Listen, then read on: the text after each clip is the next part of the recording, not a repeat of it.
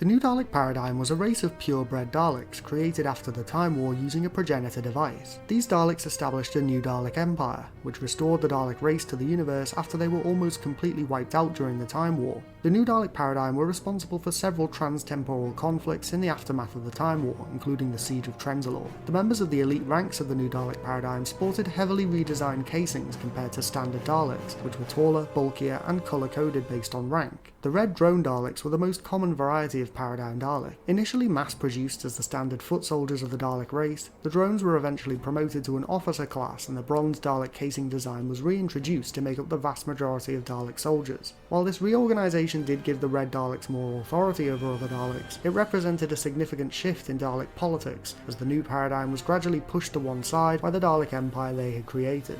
The Orange Scientist Daleks were tasked with innovating new weapons that the Daleks could use against their enemies, including biological and chemical weapons sourced from the flora, fauna and minerals of planets that they conquered. The rank of Dalek Scientist was one of the few Dalek ranks that already had a distinct casing design even before the paradigm. The Blue Strategist Daleks were tasked with creating new stratagems for the Dalek race, as well as providing advice to the Dalek Supreme regarding battlefield tactics. One Dalek Strategist was present in the Dalek Parliament, and channeled the mental capacities of the many Dalek governors in the chamber, and provided updates to the Supreme Dalek.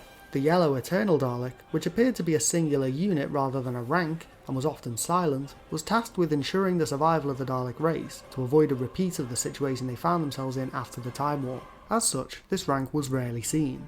The White Supreme Dalek was the leader of the new Dalek Paradigm, and led the effort to restore the Dalek Empire. However, following the establishment of a new Dalek leadership body in the form of the Dalek Parliament, the rank of Dalek Supreme was pushed aside as the Prime Minister of the Daleks held the real power over the Parliament, with the Supreme acting more like a second-in-command.